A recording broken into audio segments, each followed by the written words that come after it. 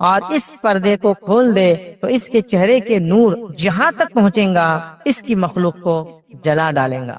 کیا فرمانے نبی کریم صلی اللہ علیہ وسلم، تم میں سے کوئی بھی شخص اللہ تعالیٰ کا دیدار نہیں کر سکتا حتیٰ کہ اس کو موت آ جائے۔ تو اہل سنت والجماعت میں اس مسئلے میں کوئی اختلاف نہیں ہے کہ اللہ کا دیدار روز قیامت مومن کرنے والے ہیں، اور ہمیں بھی یہی عقیدہ رکھنا چاہیے۔ اس کے برعکس کسی قسم کا عقیدے میں فسق اور فجور اور گڑبڑ ہم نے نہیں کرنا چاہیے، اس معاملے میں محتاط اور احتیاط کرنا چاہیے۔ اللہ رب العزت کو دنیا میں تو ظاہر سی بات ہے انسان کے لیے دیکھنا ناممکن ہے، لیکن یہ نعمت جو ہے انسان کو جو ہے آخرت میں ملیں گی، یاد رکھیے، اس چیز کو بھی ہم کو سمجھنا یاد رکھیے۔ تو یہ آخرت کی نعمت ہے، اور اس کا وعدہ اللہ رب العزت نے ہر مومن کے، ہر متقی کے لیے کیا ہے جو جنت میں جائیں گا اور وہ پھر اپنے رب کا دیدار کریں گے۔ آئیے اس کے تعلق سے ایک حدیث دیکھتے ہیں۔ حدیث یاد رکھیے اس طرح سے کہ صحیح مسلم کی روایت، اللہ کے رسول صلی اللہ علیہ وسلم فرماتے اور کہتے ہیں، یاد رکھیے اس طرح سے حدیث یاد رکھیے، اور جو ہے صہیب رومی رضی اللہ عنہ اس کے راویوں فرماتے ہیں کہ اللہ کے رسول صلی اللہ علیہ وسلم نے فرمایا، جب جنت والے جنت میں داخل ہو جائیں گے اور اس وقت اللہ تبارک و تعالیٰ فرمائیں گا، تمہیں کوئی چیز چاہیے جو تمہیں مزید عطا کروں؟ اللہ جنت میں پوچھا جائے گا، کیا تمہیں کچھ چاہیے جو میں تمہیں اور دوں، چیز جو ہے تمہیں مزید عطا کروں؟ وہ جواب دیں گے کہ کیا تو نے ہمارے چہرے کو روشن نہیں کیا؟ تو جنتی کہیں گے، اللہ تو نے ہمارے چہرے کو کیا روشن نہیں کیا؟ کیا تو نے ہمیں جنت میں داخل نہیں کیا؟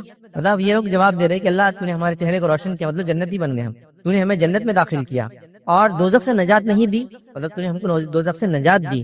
آپ صلی اللہ علیہ وسلم نے فرمایا، چنانچہ اس پر اللہ رب العزت جو ہے پردہ اٹھا دیں گا، تو انہیں کوئی چیز ایسی عطا نہیں ہوں گی جو انہیں اپنے رب عز و جل کے دیدار سے زیادہ محبوب ہوں گی۔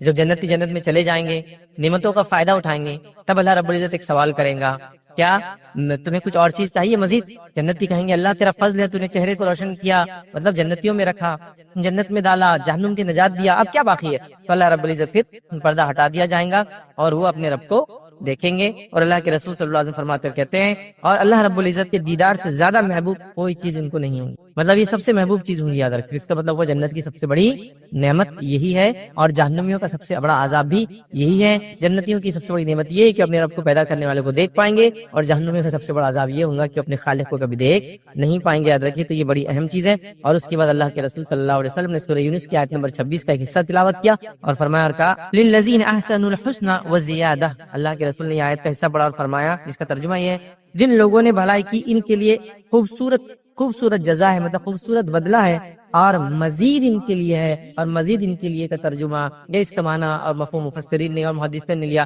مزید ان کے لیے مطلب دیدار الہی، جو انہوں نے کیا اس کا خوبصورت بدلہ ہے، اور جو انہوں نے کیا اس کا مزید اضافہ ملے گا، مزید اضافے میں دیدار الہی۔ اور وہ حدیث صحیح مسلم کے اس میں ہم نے دیکھ چکے کہ نعمت ملیں گی، اللہ سوال کریں گا، پھر اپنا دیدار کروائیں گا، اور یہ سب سے بڑی نعمت ہوں گی۔ دیکھو یہ زیادہ ہے، جنت میں جانا یہی سب سے بڑی نعمت تھی کہ انسان کے لیے، مطلب جہنم سے نجات، اور زیادہ ان کو دیا جائے گا، اور زیادہ سے مراد اللہ رب العزت کا دیدار ہے، یاد رکھیں۔ تو لہٰذا اللہ رب العزت کا دیدار یاد رکھیں، یہ بڑی عظیم نعمت ہے۔ اس عظیم نعمت کو حاصل کرنے کے لیے انسان کو جد و جہد اور کوشش کرنا پڑیں گی۔ سب سے پہلے تو ایمان لانا پڑے گا، چاہے وہ جس درجے کا بھی ہو، کیونکہ ایمان والا ہی جنت میں جائے گا، مشرک اور کافر جنت میں کبھی نہیں داخل ہوں گے۔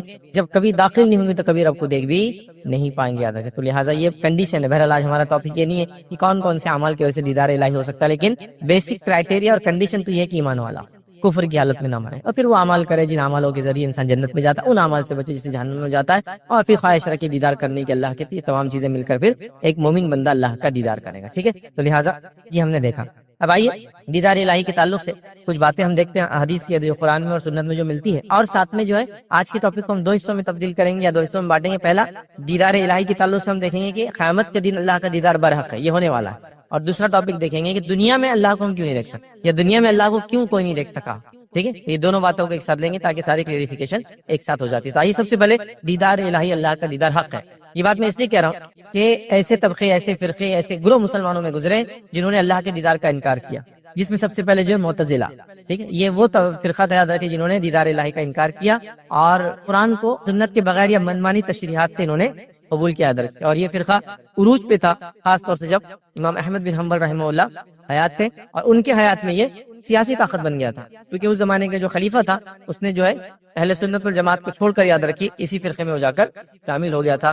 حالانکہ فرقہ اس سے پہلے موجود تھا، لیکن ابھی صرف کتابوں کی شکل میں، تحریری شکل میں، تقریری شکل میں اپنی تحریک کو پھیلا رہے تھے، لیکن ابھی انہوں کو پولیٹیکل طاقت نہیں ملی تھی، یاد رکھیں۔ اور جب یہ کام تب بھی کر رہے تھے جب امام شافعی موجود تھے، یاد رکھیں۔ امام شافعی رحمہ اللہ نے ان کے خلاف پورا محاذ کھڑا کر دیا تھا، اور ان کے خلاف بات کرتے رہے۔ اسی کے اس میں امام شافعی کو جو ہے نظر بند کر دیا گیا، مطلب جیل میں تو نہیں ڈالا گیا، لیکن ہوتا ہے نا ایک گھر میں لے جا کر رکھ دینا اور اس گھر سے آپ باہر نہیں نکل سکتے، کیونکہ امام شافعی کرتے، حالانکہ ابھی یہ پولیٹیکلی طاقت میں نہیں آتا ہے فرقہ، ابھی صرف یہ اپنی تحریکوں کو پھیل، لیکن یہ انفلوئنشل ہو چکے تھے، منسٹر لیول تک وغیرہ جا چکے تھے، بغداد بھیج دیا گیا، کہا خلیفہ نے کہا بلا لو ان کو یہاں، کیونکہ کمپلین کی گئی وغیرہ وغیرہ کی یہ عجیب و غریب باتیں پھیلاتے ہیں، نعوذ باللہ، حالانکہ حق کی بات کر، کتاب و سنت کی بات کرے، اور اسی سلسلے میں ان کا پہلی بار بغداد آنا ہوا، اور امام احمد بن حنبل سے ان کی ملاقات بھی یاد رکھی، اور امام احمد بن حنبل نے ان کی شاگردگی اختیار کی، ان سے علم حاصل کیا، ساری چیزیں، پھر بعد میں امام احمد بن حنبل کے زمانے میں یہ فرقہ پولیٹیکل طاقت بن گیا، اور یہ حکومت کا عقیدہ یہی ہو گیا یاد رکھیے۔ بہرحال تو وہ بھی ایک گروہ میں شامل ہے جنہوں نے کہا کہ اللہ کا دیدار نہ دنیا ممکن ہے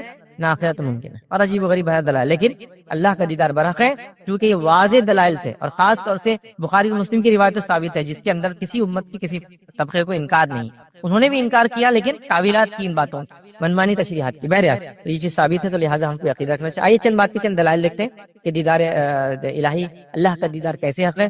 پہلی دلیل اس کے لیے ہم دیکھیں گے اللہ رب العزت کا فرمان کہ اللہ کو لوگ دیکھیں گے۔ اللہ سبحانہ تعالیٰ فرماتا کہتا ہے سورہ قیامت سورہ نمبر 75 اور اس کی آیت نمبر 22 اور 23 میں اللہ فرماتا کہتا ہے وجوہ یومئذ ناظرہ الی ربہا ناظرہ۔ اللہ فرماتا اور کہتا ہے اس روز جنتیوں کے چہرے جو ہے شگفتہ تر و تازہ ہوں گے اور با رونق ہوں گے، اللہ فرماتا کہتا ہے با رونق ہوں گے اور دیدار الہی سے مشرف ہوں گے، کہ اس دن مومنوں کے چہرے ایک دم جس کو ہم کہتے ہیں تر و تازہ ہوں گے، اور تر و تازہ کے ساتھ ساتھ یاد رکھیے رونق دار ہوں گے، اور وہ اللہ رب العزت فرماتا ہے دیدار الہی سے مشرف ہوں گے۔ تو یہ قرآن کی یاد رکھیے دلیل ہے کہ مومن اللہ کا دیدار کریں گے، یاد رکھیے۔ اسی کے ساتھ ساتھ یاد رکھیے صحیح بخاری کی روایت ہے، یہ بھی ایک دلیل ہے جس میں عدی بن حاتم رضی اللہ عنہ یاد رکھیے، یہ کہتے ہیں کہ نبی اکرم صلی اللہ علیہ وسلم فرمایا کہا کہ آپ سب سے عنقریب اللہ تعالیٰ سے ہم کلام ہونے والے ہیں، اس طرح کہ آپ کے اور اللہ کے درمیان کوئی ترجمان یا حجاب نہیں ہوں گا، یاد رکھیے۔ مطلب نبی اکرم صلی اللہ علیہ وسلم فرما رہے کہہ رہے ہیں کہ سب سے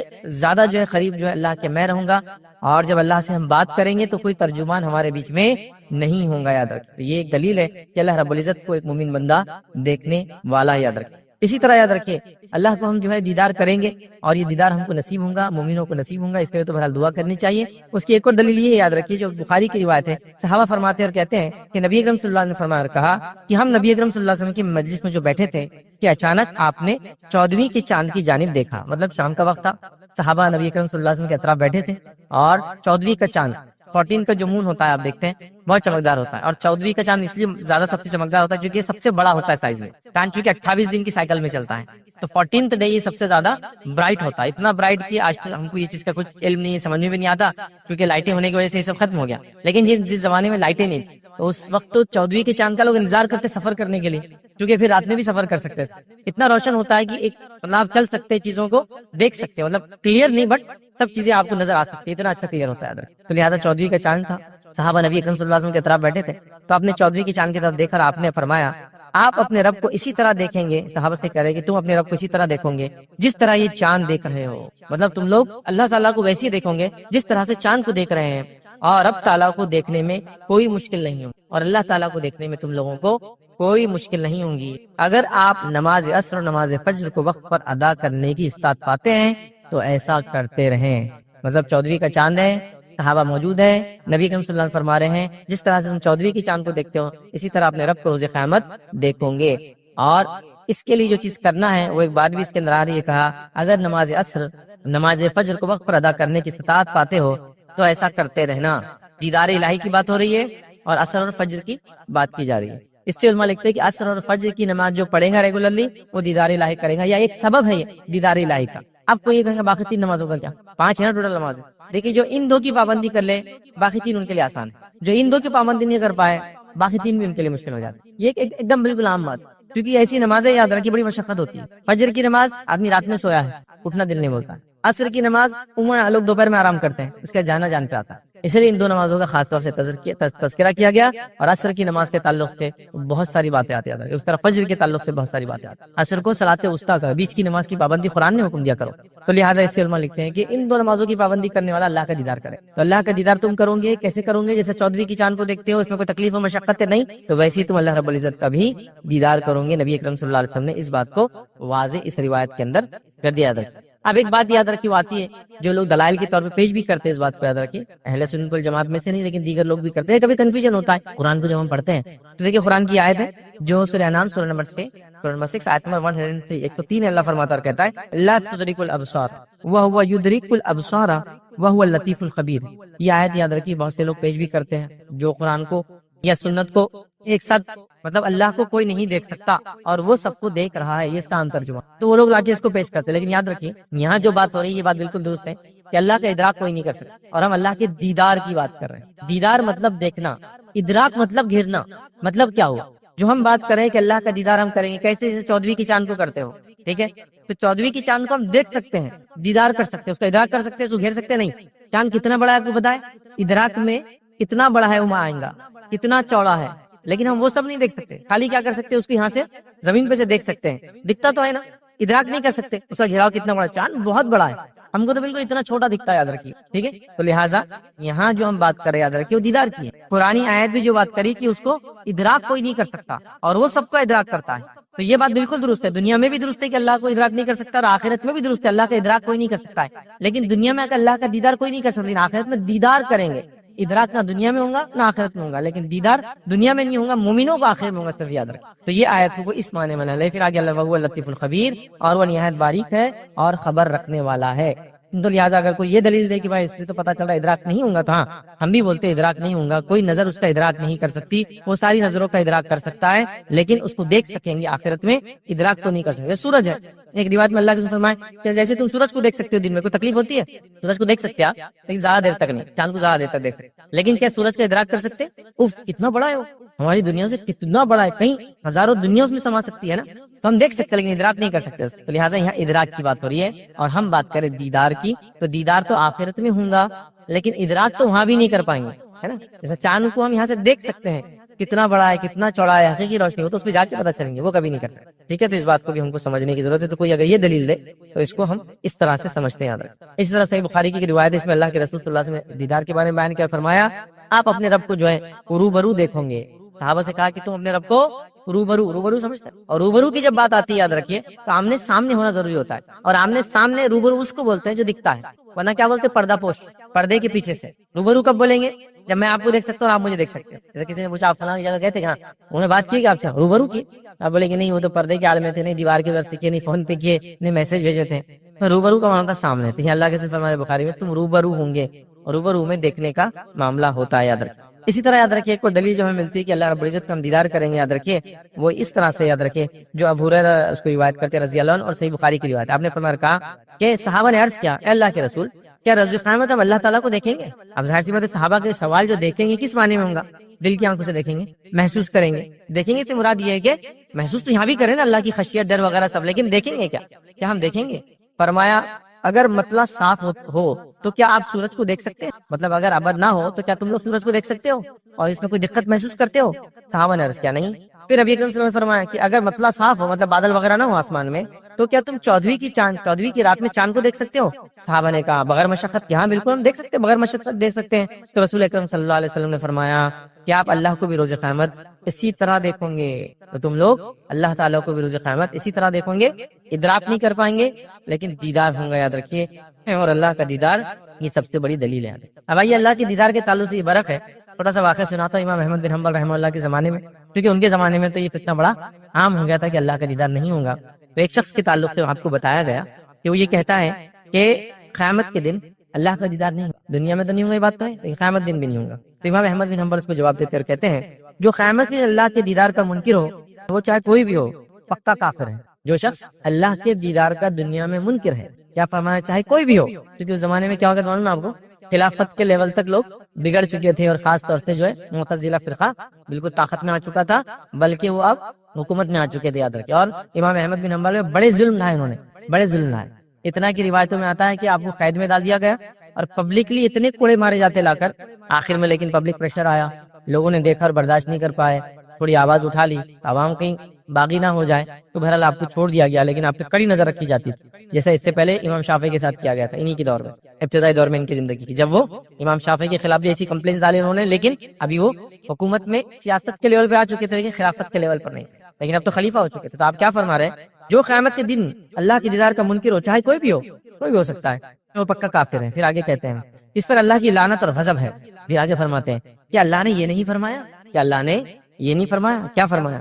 جو ہم نے ابھی بھرا سورہ قیامہ کی آیت دیکھیں، اس کا ترجمہ ہے اس روز کچھ چہرے تر و تازہ ہوں گے اور رونق دار ہوں گے، اپنے رب کی طرف دیکھ رہے ہوں گے۔ کہا یہ نہیں دیکھا قرآن کیا؟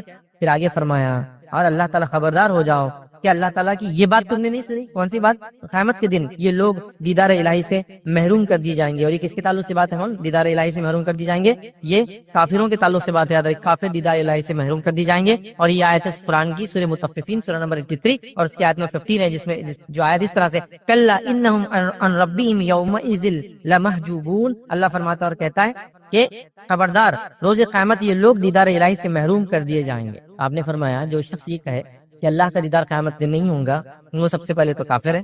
پھر فرمایا اللہ کی لعنت اس پہ ہو، اللہ کا غضب اس پہ ہو۔ کیا اس نے یہ نہیں پڑھا کہ اللہ کو وہ لوگ دیکھیں گے مومن لوگ؟ اور کیا اس نے یہ نہیں پڑھا کہ کافر اللہ کا دیدار نہیں کر پائیں گے؟ قرآن کی آیت، تو کافر اللہ کا دیدار نہیں کریں گے، مومن اللہ کا دیدار کریں گے۔ تو آپ نے ایسے شخص کو کافر قرار دیا ہے، تو لہٰذا دیدار الہی حق ہے اور یہ بہت عظیم نعمت ہے، یاد رکھیں۔ آئیے آگے بڑھتے ہیں، اسی طرح ایک اور واقعہ آتا ہے، یاد رکھیے واقعے کو بھی دیکھتے ہیں۔ ایک گروہ کہا کرتا تھا کہ فرمان باری تعالیٰ، مطلب اللہ تعالیٰ کا جو حکم ہے، جو ہم نے بھی دیکھا کہ کچھ روز اس دن تر و تازہ ہوں گے، اپنے رب کی طرف دیکھ رہے ہوں گے، اس کے بارے میں وہ کہتے تھے اپنے رب کی طرف دیکھ رہے ہوں گے، یہ صرف جو ہے ثواب مراد ہے۔ ثواب مراد ہے مطلب وہ ان کو اجر ملے گا، اس کا دیکھ رہے ہوں گے کہ ہاں یہ مراد ہے۔ میں نے امام مالک رحمۃ اللہ علیہ کو فرماتے ہوئے سنا۔ اب یہ کہے کچھ لوگوں کا یہ عقیدہ، لیکن امام مالک کیا کہتے تھے وہ ریپیٹ کرے۔ امام مالک کو یہ فرماتے ہوئے سنا کہ یہ جھوٹ اللہ کے اس فرمان کا کیا جواب دیں گے؟ مطلب یہ جو جھوٹے لوگ ہیں وہ اللہ کے اس فرمان کا کیا جواب دیں گے؟ کون سا فرمان؟ سورہ مطففین سورہ نمبر 83 آیت نمبر 15 83 کا 15 کون سی آیت ہے؟ وہی ہے خبردار قیامت کے دن یہ لوگ دیدار الہی سے محروم کر دیے جائیں گے۔ تو جب امام مالک کے پاس یہ بات پہنچی کہ کچھ لوگ یہ کہتے ہیں کہ دیدار الہی روز قیامت نہیں ہوگا، تو امام مالک کہہ رہے ہیں کہ وہ لوگ جھوٹے ہیں، اور اس کا کیا جواب دیں گے جس آیت میں اللہ فرما رہا ہے قیامت دن کافر اللہ کو نہیں دیکھ پائیں گے۔ جب کافر اللہ کو نہیں دیکھ پائیں گے تو اس کا الٹ کیا ہوگا؟ مومن اللہ کو دیکھ پائیں۔ ٹھیک ہے، تو آپ نے بھی یہ دلیل رکھی، اور یہ وہی دلیل ہے جو امام احمد بن حنبل نے بھی یاد رکھی اپنے دور میں رکھی۔ تو اہل سنت والجماعت میں اس مسئلے میں کوئی اختلاف نہیں ہے کہ اللہ کا دیدار روز قیامت مومن کرنے والے ہیں، اور ہمیں بھی یہی عقیدہ رکھنا چاہیے۔ اس کے برعکس کسی قسم کا عقیدے میں فسق اور فجور اور گڑبڑ ہم نے نہیں کرنا چاہیے، اس معاملے میں محتاط اور احتیاط کرنا چاہیے۔ تو یہ ہمارا فرسٹ پارٹ تھا کہ دیدار الہی برحق ہے۔ اب آئیے سیکنڈ پارٹ کی طرف بڑھتے ہیں، اللہ کا دیدار ہم دنیا میں کیوں نہیں کر سکتے، کہ کیا وجوہات ہے کہ اللہ کا دیدار ہم دنیا میں نہیں کر سکتے۔ ٹھیک ہے، تو اس کے تعلق سے کچھ باتیں دیکھتے ہیں کہ ہم دنیا میں اللہ کا دیدار کیوں نہیں کر سکتے۔ یاد رکھیں، دیکھیے دنیا میں اللہ کا دیدار سیدھے دیکھنا جس طرح سے قیامت دن دیکھیں گے شخصی طور سے، یہ ممکن نہیں، لیکن اگر مانوی طور سے خواب کے اعتبار سے لیا جائے تو ایک الگ بات۔ جیسے اللہ کے رسول صلی اللہ علیہ وسلم کی وہی حدیث بڑی مشہور ہے، تم اللہ کی عبادت ایسے کرو جیسے کہ اللہ کو دیکھ رہے ہو، ہے نا، احسان اس کو بولتے ہیں۔ وہ حدیث جبرائیل ایمان اسلام اور احسان جس میں، اور اگر ایسا نہیں سمجھتے ہو، مطلب ایسا نہیں کر سکتے ہو، تو یہ جان لو اللہ تمہیں دیکھ رہا ہے۔ تو یہ مانوی طور سے ہوا، مطلب ایسی خالص عبادت اللہ کے لیے کہ اللہ کو میں دیکھ رہا ہوں جیسے، ورنہ یہ جان لے کہ اللہ میں دیکھ رہا ہے، یہ ہو گیا۔ خواب کے طور پہ ہو سکتا ہے، نبی اکرم صلی اللہ علیہ وسلم نے خواب دیکھا، آپ نے روایت فرمایا کہ کل رات میں نے خواب میں اپنے رب کو دیکھا، تو اللہ تعالیٰ کو اللہ کے رسول صلی اللہ علیہ وسلم نے خواب میں دیکھا۔ اس سے پتہ چلا خواب میں اللہ کو اللہ کے رسول صلی اللہ علیہ وسلم دیکھا، تو خواب کا معاملہ دنیا میں نہیں دیکھ سکتا کوئی۔ دوسرا پتہ چلا کہ اللہ رب العزت کے انگلیاں ہیں، اور اس کی ٹھنڈک جو ہے اللہ کے رسول فرمایا میں نے اپنے سینے پر اور اپنے ہاتھ رکھا تو میں نے اس کو محسوس کی۔ لیکن کیا ہمارے ایسے 5 انگلیاں ہیں؟ ہم نہیں جانتے۔ حدیث میں یہ بات تو ہے کہ اللہ تعالیٰ کو 2 ہاتھ ہیں، دونوں ہاتھ لیکن سیدھے ہیں، ایسے ہم نہیں جانتے۔ قرآن میں خود اللہ نے فرمایا کہ اے شیطان تو نے آدم کے سامنے سجدہ کیوں نہیں کیا جس کو میں نے اپنے دونوں ہاتھ سے بنایا؟ تو اللہ کو 2 ہاتھ ہیں، حدیث میں آتا دونوں رائٹ ہینڈ ہیں، یہاں انگلیوں کا تذکرہ آ گیا ہے نا۔ تو بہرحال تو یہ خواب اور معنی کے اعتبار سے، لیکن حقیقی طور سے یاد رکھیں دنیا میں اللہ کو کوئی نہیں دیکھ سکتا ہے، آخرت میں ہم لوگ جو ہے دیکھیں گے لیکن ادراک نہیں کر پائیں گے، لیکن دیدار ضرور اللہ رب العزت کا ہونے والا ہے، یاد رکھیں مومنوں کا۔ اب دنیا میں کیوں نہیں دیکھ پائیں گے، اسی کچھ وجوہات میں آپ کے سامنے رکھتا ہوں یا کچھ باتیں رکھتا ہوں۔ سب سے پہلی چیز تو یاد رکھیں اللہ کے نبی موسیٰ علیہ السلام یہ وہ برگزیدہ نبی یاد رکھیں جن کو اللہ تعالیٰ نے جو وحی دی اس کے اندر کسی فرشتے کو نہیں بھیجا، آپ کو سیدھے وحی دی جاتی تھی اور آپ نے آ کر بنی اسرائیل کے سامنے سیدھے اپنی بات رکھی۔ تو موسیٰ علیہ السلام سے اللہ نے سیدھے کلام کیا، جس سے آپ کا لقب پڑا کلیم اللہ، اللہ نے جن سے ڈائریکٹ کلام کیا۔ ٹھیک ہے، اللہ رب قرآن نے فرماتا کہتا ہے سورہ قصص آیت نمبر 30 میں اللہ فرماتا کہتا ہے پھر جب وہ وہاں پہنچا تو وادی کے داہنے کنارے سے برکت والے خطے میں درخت سے پکارا گیا، اے موسیٰ میں ہی اللہ ہوں اور تمام مخلوقات کا میں ہی حاجت روا ہوں۔ تو اللہ رب العزت موسیٰ علیہ السلام کو بلایا، موسیٰ علیہ السلام گئے، ٹھیک ہے، اس کے بعد موسیٰ علیہ السلام سے اللہ نے کلام کیا، کلام کیسے کیا کہ ایک جگہ بلایا گیا، ایک جھاڑ کے پیچھے سے آواز آئی، لیکن موسیٰ علیہ السلام تب بھی اللہ رب العزت کو دیکھا نہیں، چونکہ ممکن نہیں۔ آگے اللہ فرماتا اور کہتا ہے، اور جب کتاب تورات دینے کے لیے اللہ رب العزت نے موسیٰ علیہ السلام کو بلایا تو موسیٰ علیہ السلام نے کیا کہا؟ ربی ارینی انظر الیک۔ موسیٰ علیہ السلام گئے اللہ کے پاس اور کہا، اے میرے رب مجھے اپنے آپ کو دکھا دے، میں تجھ کو دیکھوں۔ پہلے جب آپ کو نبوت ملی، جب اللہ کو دیکھا نہیں آپ نے، لیکن بعد میں وقتاً فوقتاً اللہ سے آپ کی بات ہوتے رہی۔ اب جب توریت لینے آپ گئے تو آپ نے ایک خواہش رکھی، اے اللہ میں تجھے دیکھنا چاہتا ہوں، ٹھیک ہے۔ اور موسیٰ علیہ السلام ہی وہ نبی ہے جو یہ کہہ سکتے تھے، وجہ یہ ڈائریکٹ اللہ سے بات کر رہے تھے، خواہش تو ہوں گی نا جس سے میں ڈائریکٹ بات کر رہا ہوں اس کو دیکھوں، تو آپ نے اظہار کر دیا۔ اللہ رب العزت نے فرمایا اور کہا، اللہ تعالیٰ نے فرمایا تم مجھ کو ہرگز نہیں دیکھ سکتے، البتہ پہاڑ کی طرف دیکھو، اگر وہ اپنی جگہ پر قائم ہو جائے رہ جائے تو تم مجھ کو بھی دیکھ سکو گے۔ پھر جب ان کے رب نے پہاڑ پر اپنی تجلی ڈالی تو اس کو ریزہ ریزہ ہی پہاڑ ہو گیا اور موسیٰ علیہ السلام بے ہوش ہو کر گر پڑے۔ موسیٰ علیہ السلام کو خواہش ہوئی کہ میں اللہ کو دیکھوں، توریت لینے جا رہا ہوں۔ اللہ نے کہا ٹھیک ہے، پہلے اس پہاڑ کو دیکھو، اگر اس پہاڑ کو تم دیکھ پائے، مطلب اللہ کی تجلی جب اس پر پڑیں گی، اس سے جو روشنی، چونکہ اللہ نور ہے، پڑیں گی، اگر تم اس کو دیکھ پائے اس حالت کو تم مجھے دیکھ پاؤ۔ جب اللہ کی تجلی اس پہاڑ پر پڑی، پہاڑ ریزہ ریزہ ہو گیا، ذرات میں تبدیل ہو کے اڑ گیا۔ لیکن افسوس یہ بات جانتے ہوئے بھی کہ یہ نماز فرض ہے اور اس کی فرضیت کا انکار نہیں ہے، اور اس کو چھوڑنے والے کا حال یہ ہے کہ اسے کفار یا اسے کافر کہا گیا، اس کے بعد بھی ہم دیکھتے ہیں کہ لوگ بکثرت اس عمل کو چھوڑتے ہیں، اور مرد اور خواتین دونوں اس میں ملوث ہیں کہ نماز کا جب معاملہ آیا تو ہم کوتاہی دیکھتے ہیں۔ لوگوں کو ہم نے دیکھا کہ گھنٹہ اور دو گھنٹے بیٹھتے ہیں اور باتیں کرتے ہیں، دین کی بڑی دین کی باتیں چلتی ہیں اور بڑی بحث و مباحثے چلتی ہیں، اور اس کے بعد جو اذان ہوتی ہے تو کچھ لوگ کہتے ہیں آپ لوگ نماز پڑھ کے آ جائیں، ہم یہیں بیٹھتے ہیں، اور پھر وہ وہیں تشریف رکھتے ہیں، اور کچھ لوگ نماز پڑھ کے آتے ہیں، پھر مل گئے اور پھر وہی باتیں چل رہی ہے، دین کی بحث چل رہی ہے اور دین کی سمجھ چل رہی ہے اور دین کی بات چیت چل رہی ہے۔ سوال یہ ہے کہ وہ شخص جو نماز نہ پڑھے، اس تعلق سے ہم لوگوں کا اس معاملے میں علماء کا اتفاق ہے کہ وہ شخص کافر ہے۔ جو شخص نماز نہ پڑھے وہ کافر ہے، اس کے کافر ہونے میں شک نہ رہا۔ اس کے باوجود ہم دیکھتے ہیں کہ لوگ کثرت سے اس عمل کو چھوڑتے ہیں، کہ نماز جیسے عمل کو چھوڑ دیا جاتا ہے جو کہ اسلام کی فرضیت میں یہ دوسرا فریضہ ہے۔ آج انشاءاللہ اسی نماز کی اہمیت کے تعلق سے بات رکھوں گا۔ میں سمجھتا ہوں شاید اسی نماز کی ہم نے جو اہمیت کھو دی، اس کا نتیجہ آج یہ ہوا کہ آج اس کو چھوڑنا ہمارے لیے آسان ہو گیا۔ جب کسی چیز کی اہمیت کو ہم چھوڑ دیتے ہیں یا بھول جاتے ہیں یا سمجھ نہیں پاتے تو یہ نقصان ہوتا ہے کہ انسان وہ عمل کو چھوڑنا آسان ہو جاتا ہے۔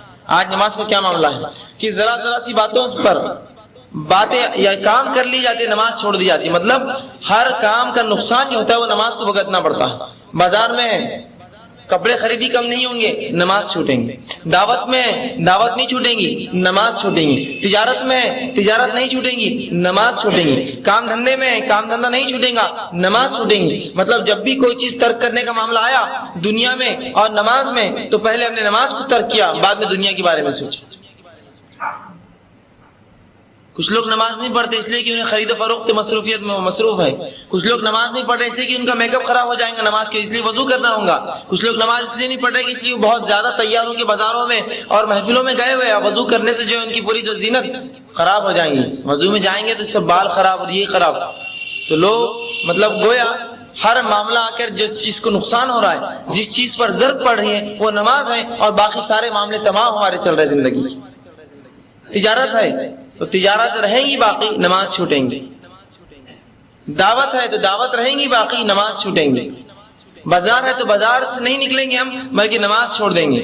اور کئی بار لوگوں کو دیکھا گیا کہ مسلسل نماز نہیں پڑھتے ہیں، حتیٰ کہ بات بالکل ہمارے سامنے ہے کہ لوگ کچھ ایسے بھی ہم میں جو عید سے عید نماز پڑھتے ہیں، اور افسوس یہ بھی ہے کہ کچھ لوگ عید پر بھی نہیں پڑھتے ہیں۔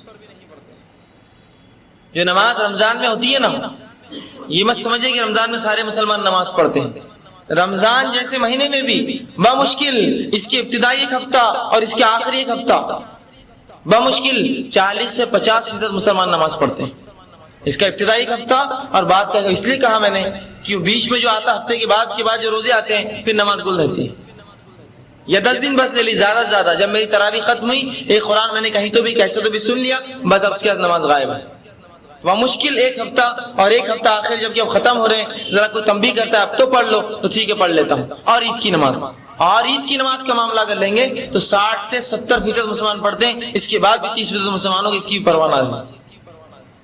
تو کیا ایسا شخص جو نماز کو چھوڑے، تارک نماز ہو، صلاۃ یا نماز کو چھوڑنے والا ہو، کیا وہ مسلمان ہے ہمارے نزدیک؟ لیکن ہم دیکھتے نہ کوئی انہیں کہتا ہے نہ خود کوئی عمل کرتا ہے۔ ایک شخص مسلمانوں کی محفل میں بیٹھا ہے اور خود اٹھ کر نماز کو جاتا ہے، نہ بازو والے کو کہتا ہے، نہ بازو والا اس کی فکر کرتا ہے کہ وہ نماز کو جا رہا ہے، میں نہیں جا رہا ہوں۔ آپ وہ جتنی دیر الگ رہے، کیا وہ مومن رہا جو نماز کو نہ آئے اذان سننے کے بعد بھی بنا کوئی شرعی عذر کے؟ لیکن حالات اسی طرح ہے۔ ایک بار یوں واقعہ ہوا کہ کسی نے گھر میں کتاب لائی ہمارے پاس، گناہ کبیرہ کے تعلق سے ایک باب تھا اس میں۔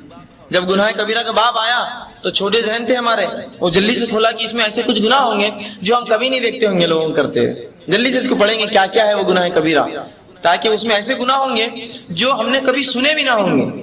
اور وہ کتاب اٹھائی، گناہ کبیرہ کا باب جلدی سے کھولا اور دیکھا تو سب سے پہلے لکھا نماز چھوڑنے والا۔ نماز چھوڑنا گناہ کبیرہ ہے؟ ایک چھوٹا ذہن بچے کا یہ تسلیم ہی نہیں کر رہا کہ گناہ کبیرہ نماز ہے، لیکن یہ تو کوئی بھی نہیں پڑھتا۔ ہمارے اطراف ہم نے کس کو بھی نہیں پایا اس کو پڑھتے ہوئے، اور یہ تو سب سے پہلا گناہ ہے۔ دوسرا روزہ چھوڑنا اور زکوٰۃ چھوڑنا اور حج کو چھوڑنا۔ تو ایک ذہن جو چھوٹے بچے کا ہوتا ہے، ایک چیز عجیب لگی کہ یہ چیزیں تو ایسی ہے جو گناہ کبیرہ نہیں، ہم سمجھتے تھے عام بات ہے۔ گناہ کبیرہ تو وہ گناہ ہوں گے جو ہم نے کبھی دیکھے نہیں ہوں گے، جو کبھی سوچے نہیں ہوں گے، جو ہمارے سمجھ میں نہ آئیں گے، جو ہم نے کبھی جو تصور بھی نہیں کیا کبھی پائیں گے۔ لیکن جب وہ کھولا کتاب تو پتہ چلا نماز، اور کتنا عام ہے یہ۔ آج ہر شخص دوسرے پہ الزام نہ لگاتے ہوئے، دوسرے کی طرف انگلی نہ کرتے ہوئے اپنے گریبان میں جھانکے۔ کوئی بھی دوسرے وہ نہیں پڑھتا اور یہ نہیں پڑھتا، پڑوسی نہیں پڑھتا اور بھائی نہیں پڑھتا، چھوڑ دیجیے سب کو، صرف میں کیا کر رہا ہوں، میری نماز کا کیا حال ہے، ہم کو وہ سوچنا ہے۔ آج میں نے کتنی نمازیں پڑھی، میں کتنی نمازیں پڑھتا ہوں، کہیں میری تجارت تو مجھے نمازوں سے نہیں روک لیتی ہے، کہیں میرا بازار جانا مجھے نماز سے دور تو نہیں کر دیتا ہے، کہیں میری خرید و فروخت نماز سے دور تو نہیں کرتی مجھے۔ یاد رکھیے ایسی تجارتیں، ایسی خرید و فروخت اور ایسے معاملات، ایسے کام کبھی آپ کو کامیابی نہیں دیں گے جو نماز سے آپ کو روکتے ہیں۔ لیکن نماز چھوڑنا عام بات ہو گئی ہے، اتنی عام کہ میں سمجھتا ہوں اس سے عام کوئی چیز میں نے نہ دیکھی ہوئی، اتنا عام ہے نماز کو چھوڑنا۔ اور یاد رکھیے گناہ کبیرہ ہے، اس کا گناہ کیا ہے اور اس کے فائدے کیا ہے، چونکہ آج اہمیت ہی ہے، میرا درس کا عنوان نماز کی اہمیت۔ میں دونوں ہی باتیں رکھوں گا تاکہ اس کی اہمیت بھی سمجھ میں آئے اور جو سخت سزائیں اس کی ہے اس سے ایک بات ہمیں سمجھ میں آئے کہ اس کا چھوڑنا کتنا بڑا گناہ ہے اور اس کی اہمیت آج ہم سمجھ سکتے ہیں۔ تو ہم دیکھتے ہیں کہ چھوٹی چھوٹی باتیں ہمیں جو ہے ایک فرض سے روک دیتی ہے، جو کہ ایسا فرض ہے جو کسی حال میں معاف نہیں۔ یاد رکھیے اسلام کی بنیادیں 5 چیزوں پر، رسول اللہ صلی اللہ علیہ وسلم، بخاری کی روایت جو میں نے آپ کے سامنے تلاوت کی، اللہ کے رسول صلی اللہ علیہ وسلم فرماتے ہیں بنی الاسلام علی 5، اسلام کی بنیادیں، اسلام کے پائے، اسلام کے ستون، اسلام کے پلر 5 چیزوں پر ٹکے ہوئے اس کا پورا چل، 5 پلر ہے اس کے 5 ستون ہیں۔ بنی الاسلام، اسلام کی بنیادیں 5 ہے۔ پہلا آپ صلی اللہ علیہ وسلم فرماتے ہیں شہادت ان لا الہ الا اللہ وان محمد رسول اللہ، کہ کوئی گواہی دے کہ اللہ کی سوا کو معبود برحق نہیں اور میں محمد صلی اللہ علیہ وسلم رسول ہوں، پہلا۔ واقام الصلاۃ، اور نماز قائم کرے، وایتاء الزکاۃ، اور زکات دے، والحج، اور حج کرے، اور پھر کہا وصوم رمضان، اور رمضان کے روزے رکھے۔ تو رسول اللہ صلی اللہ علیہ وسلم کتنی باتیں گنائی اس میں سے 5۔ اور یاد رکھ لیجئے ان 5 میں سے 2 باتیں ایسی ہیں جو کبھی معاف نہیں ہوتی۔ حج کا معاملہ یوں ہے کہ ایک انسان کی استطاعت ہے تو حج کریں گا، استطاعت نہیں حج نہیں کریں گا، ساخط ہو گیا معاملہ۔ زکات وہ دیں گا جس کو اللہ نے مال و دولت دی، مال و دولت نہیں، زکات ساخط ہے نا۔ روزہ صحت ہے تو روزہ ہے ورنہ روزہ ساخط۔ لیکن توحید پہلا، گواہی شہادت، اور دوسرا نماز، یہ کسی حال میں معاف نہیں ہے۔ آپ کھڑے رہ کر پڑھیں گے، کھڑے رہ کر نہیں پڑھ سکتے، بیٹھ کر پڑھیں گے، بیٹھ کر نہیں پڑھ سکتے، لیٹ کر پڑھیں گے، لیٹ کر نہیں پڑھ سکتے، اشاروں سے پڑھیں گے، اشاروں سے نہیں پڑھ سکتے، ذہن میں پڑھیں گے اگر دماغ کام کر رہا ہے تو۔ چھوٹ نہیں ہے اس کی، زکات کی چھوٹ ہے، مال نہیں ہے زکات نہیں، مال نہیں ہے حج نہیں، صحت نہیں ہے روزے نہیں، لیکن توحید، شہادت اور نماز یہ کسی حال میں معاف نہیں ہے، کسی حال میں۔ لیکن آج ہم دیکھتے ہیں جس چیز کو اتنا فرض کیا اور جس چیز کے لیے رسول اللہ صلی اللہ علیہ وسلم اتنی تڑپ رہی، اس چیز کو چھوڑنا سب سے آسان کام ہے آج ہمارے لیے، سب سے آسان کام۔ افسوس کے ساتھ کہہ رہا ہوں یہ بات میں، سب کچھ ہمارا چھوٹ سکتا ہے یا سب کچھ ہم جو ہے اس کی نماز، لیکن جو ہے ہم ادا نہیں کریں گے، سب کچھ چھوڑ دیں گے، نماز کو چھوڑ دیں گے۔ ہر کام کے لیے، ادنا سے ادنا کام کے لیے نماز چھوڑی جاتی ہے۔ لیکن نماز کے لیے کبھی ایسا نہ ہوا کہ کوئی کام ہم نے چھوڑا. بہرحال میں نے آپ کے سامنے خطبے میں چند آیتیں قرآن کی تلاوت کی، ایک کے بعد اس کا معنی اور رسول اللہ صلی اللہ علیہ وسلم کی زندگی سے چند حدیثیں رکھتا ہوں تاکہ اس نماز کی اہمیت ہمارے ذہن و دماغ میں آ جائے. اللہ سبحانہ تعالیٰ قرآن میں فرماتا ہے سورہ نمبر 2 سورہ بقرہ آیت نمبر 3 میں الذین یؤمنون بالغیب، کہ اللہ فرماتا ہے کہ قرآن یہ مسلمانوں کے لیے، مومنوں کے لیے ہدایت ہے، اور پھر ان کی صفتیں بتاتا ہے. مومنوں کی صفت کیا ہے؟ الذین یؤمنون بالغیب، مومن کی پہلی صفت ہے ایمان لاتا ہے غیب پر. ویقیمون الصلاۃ، اور نماز قائم کرتا ہے. تو اس آیت کے اندر اللہ سبحانہ تعالیٰ نے جو مومن کی سب سے دوسری صفت بتائی، پہلے تو ایمان لانا، اور ایمان کے بعد جو سب سے دوسری صفت بتائی وہ کیا ہے؟ نماز کا قائم کرنا. حتیٰ کہ اللہ کے رسول صلی اللہ علیہ وسلم کے پاس جب بھی کوئی کافر آیا اور اسلام قبول کیا، آپ نے سب سے پہلا کام اسے کلمہ پڑھایا اور دوسرا کام غسل کرا کے اسے نماز پڑھائی. مطلب ایک شخص ابھی اسلام میں آیا ہے، ابھی اس کو کچھ بھی نہیں آتا، لیکن نماز پڑھائی گئی اس کو. یہ اہمیت بتا رہا ہے اس چیز کی کہ یہ معاف نہیں ہوتی ہے. وہی بات اللہ نے بیان کی کہ وہ ایمان لاتے ہیں غیب پر. عمر بن خطاب ایمان لائے، رسول اللہ نے نماز پڑھائی. جو بھی ایمان لائے واقعہ اٹھا لے صحابہ اور صحابیات کا، آپ نے نماز پڑھائی. یہ تو مومنوں کی صفت ہے، غیب پر ایمان لاتے ہیں اور نماز قائم کرتے ہیں. لیکن آج ہم اپنے آپ کو مومن کہتے ہیں، شان سے، فخر سے، میں ایمان والا ہوں، اور کافروں پہ دم بھرتے ہیں کہ ان سے پہلے ہم جنت میں، یا یہ جہنم میں جائیں گے، ہم جنت میں جائیں گے. اور کیوں نہ ہو، ہم ضرور جائیں گے انشاءاللہ. لیکن کیا اعمال کی ویسے جیسے اسلام نے بتایا؟ کیا اس کی بنیادوں کا خیال کیا کبھی؟ یہ بات بڑی عجیب ہے. یہ سوچ تو بڑی اچھی ہے کہ جنت میں ہم سب جائیں گے، لیکن کیا ویسے اعمال کر رہے ہیں جنتی؟ اور الحمدللہ یہ جنت کی سوچ ہم سب میں پائی جاتی ہے، لیکن کیا ویسے اعمال بھی کر رہے ہیں ہم جو جنت لے جائیں ہمیں؟ اعمال چھوڑ دیں گے اور جنت کی خواہش رکھیں گے تو یہ تو صرف خواہش ہی رہی. جیسے کہ مثال کے طور پر ایک شخص انگور کے جھاڑ کے نیچے بیٹھا ہے اور انتظار کرتا ہے منہ کھول کے کہ انگور اندر گریں گے. کتنا چانس ہے کہ انگور اس کے منہ میں گریں گے؟ پروبیبلٹی نکالیے اس سے. کتنا امکان ہے کہ وہ انگور اس کے منہ میں سیدھا گریں گے؟ ہو سکتا ہے گرے بھی تو سڑ کر گریں گے، ہے نا. اس کے لیے کیا کرنا ہوگا؟ کوشش. تو ہم خالی ایمان کا تصور کریں اور جنت کا تصور کریں اور کوشش نہ ہو ایسی، تو یاد رکھ لیجیے پھر یہ تصور، یہ خیالات بے بنیاد رہیں گے اور اس کا کوئی فائدہ نہ ہوگا. اور اللہ کو ہم یہ نہیں کہتے ہیں اللہ ہم نے تو جو ہے بڑا سوچ رکھا تھا جنت کے بارے میں. اللہ کہیں گا کیا ویسے عمل کر کے آیا ہے؟ بہرحال تو اس قرآن کی آیت میں سب سے پہلے جو حکم دیا گیا، مومنوں کی صفت بتائی گئی، ایمان کے بعد وہ کیا ہے؟ نماز کا قائم کرنا. تو نماز سے قائم کرنا مومن کی بڑی اہم صفت ہے. یہ جو ہے مومنوں کی اہم صفت ہے. اب اسی طرح سورہ مومنون میں اللہ سبحانہ تعالیٰ نے سورہ نمبر 23 اس کی آیت نمبر 2 میں اللہ نے فرمایا الذین هم فی صلاتہم خاشعون، کہ مومن وہ ہیں جو اپنی نماز میں خشوع اختیار کرتے ہیں. مومن وہ ہیں جو اپنی نماز میں خشوع اختیار کرتے ہیں. بلکہ اس سورت کی، سورہ مومنون کی پہلی آیت تھی، اللہ سبحانہ نے فرمایا قد افلح المؤمنون، یقیناً کامیاب ہو گئے، کامرانی کو پہنچ گئے. کون؟ وہ لوگ جو ایمان لائے. قد افلح المؤمنون، یقیناً وہ لوگ کامیاب ہوئے جو ایمان لائے. اور دوسری صفت جیسی ایمان کی بات بیان کی، کہا الذین هم فی صلاتہم خاشعون، وہ اپنی نمازوں میں خشوع اختیار کرتے ہیں. خشیت سمجھتے اللہ کا ڈر اختیار کرتے ہیں.